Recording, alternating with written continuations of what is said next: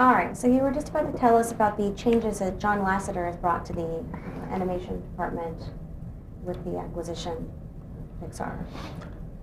As I say, bringing John in as the creative head of both animation departments, Pixar as it was and Disney as it was, together, and it does involve the use of commuter planes quite a lot back and forth between Emeryville and Burbank, but John and Ed Catmull, who's really his partner in many ways, have really changed the morale over there totally. They believe in a whole bunch of things that I do too, which makes me happy. But for one thing, they believe in real quality stuff. They don't believe necessarily in sequels. John believes totally in short subjects as the side product of an art department, which I've always thought was enormously important to the artists. And he's a very creative, wonderful, funny guy, who's got all the right instincts. And he also believes in hand-drawn 2D animation. Eisner was going around for a long time there saying 2D is dead, which was just an incredibly horrible thing to go around saying. Even if you believed it, you didn't need to say it. And of course, there's things 2D can do that John himself will tell you Pixar can never do. So one of the first things he did was to go back and begin a 2D program, and we're making a 2D short that'll be out actually quite soon with Goofy. Back to dancing with who you brung. And they're making a 2D feature with John Musker and Ron Clements directing, who directed Little Mermaid and Great Mouse Detective. And it's a sort of a play on the old Frog Prince, story where you got to kiss the frog and he turns into a prince. This is the Frog Princess.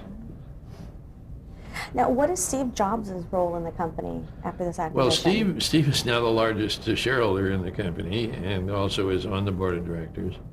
And the fact is, I have not talked to him since all that occurred, but I'm delighted that he's involved because he's a real smart cookie and, has good instincts about a lot of things like sales and cleverness in merchandise and putting the right sheen onto things, and I know he'll be a big value to the board.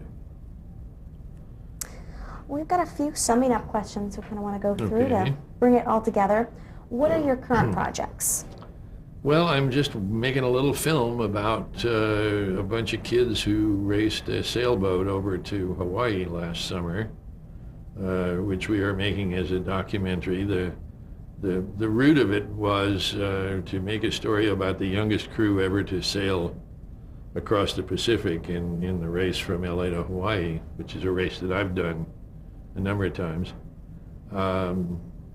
and make a documentary about how the crew comes together, how they form into a team, and how they do in the race, and how teamwork is crucial to doing well. And it's not about sailing anywhere near as much as it is about this bunch of kids and how they come together. We're hopelessly in love with all 15 of these kids. I would personally like to adopt them all.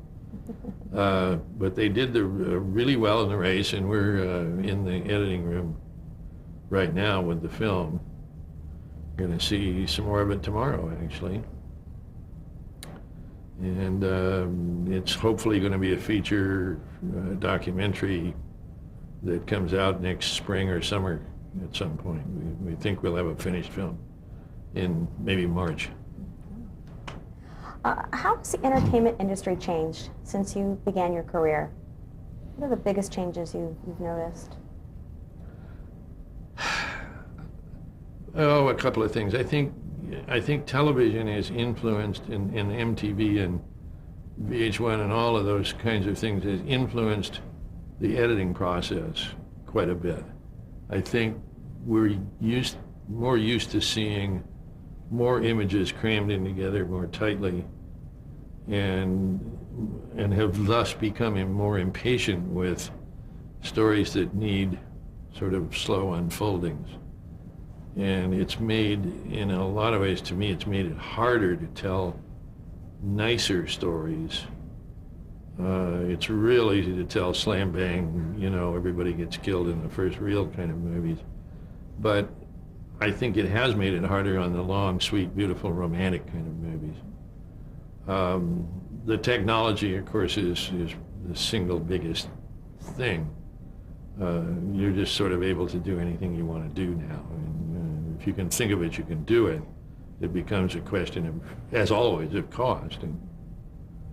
But other than that, human emotions haven't changed any, and love stories are still the best, and there's really still two stories, the comedy and the tragedy. Well, you talked a little about the changes in animation, especially with all the computers, what they gave you as far as new tools. Where do you see animation in the future?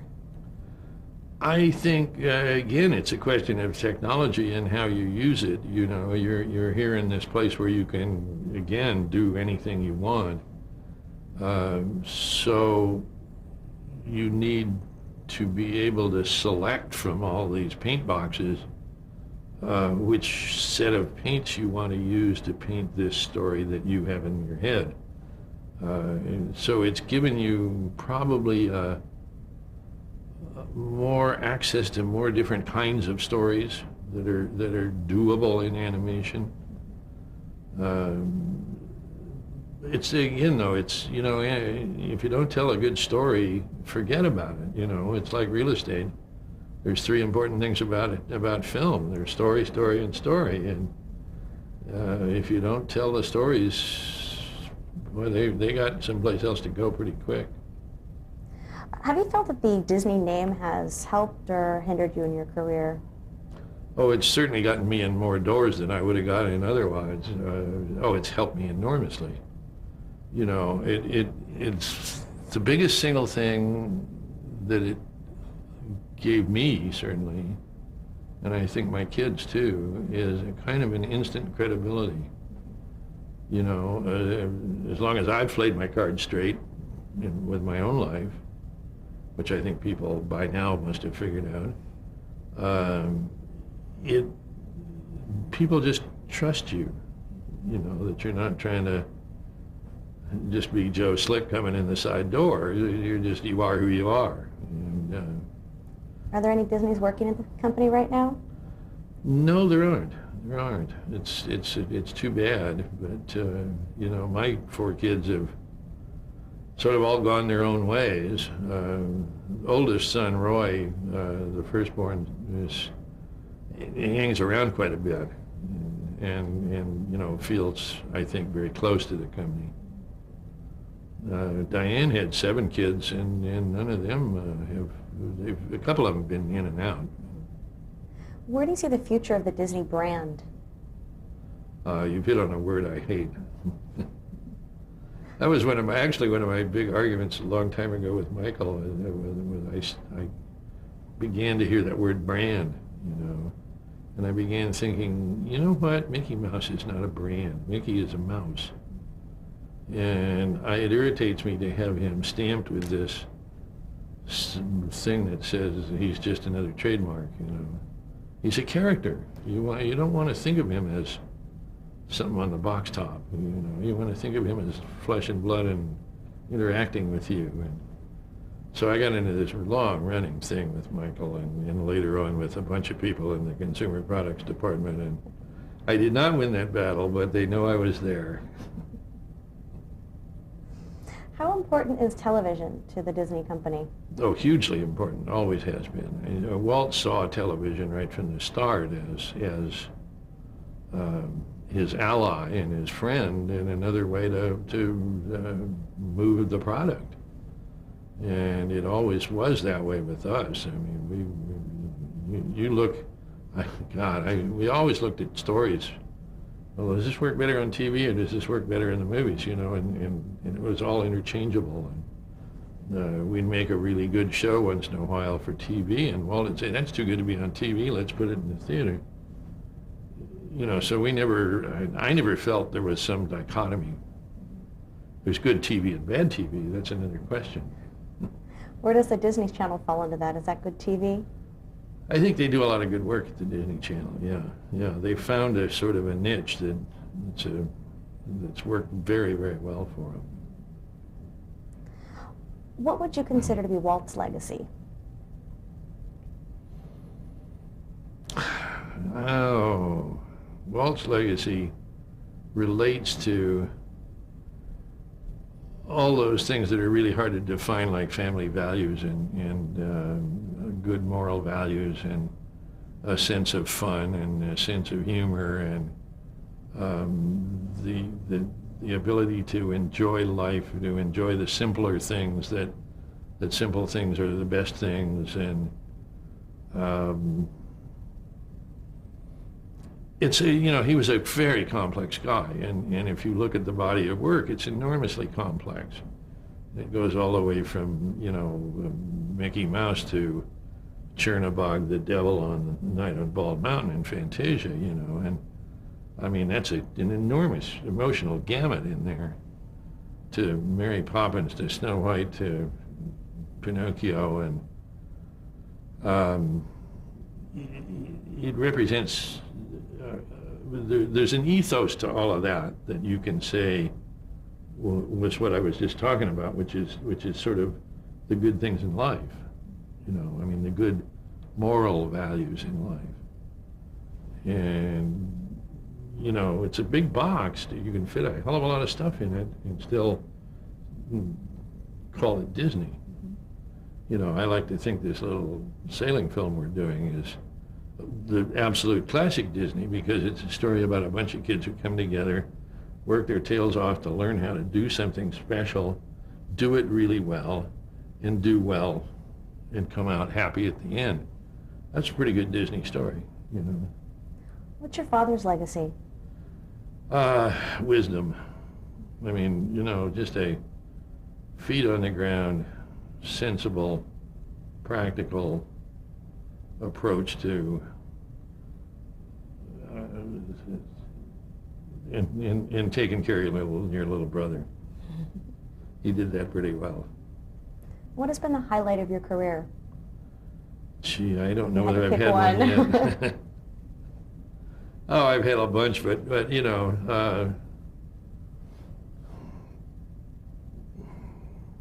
I've been involved for a long time through those nature films with a lot of conservation groups. And in particular, we did a show back in the 60s about the peregrine falcon, which at the time was being was all about to die out because of DDT. And we, among other things, but largely DDT. And we made a show about it in the 60s, just as the whole thing, Rachel Carson had just written that book, Silent Spring, which was also about DDT. And we played a very big part in helping get DDT deregulated off the books. And we played a huge part in an awful lot of people who went out and helped to repopulate the peregrine falcon back to America.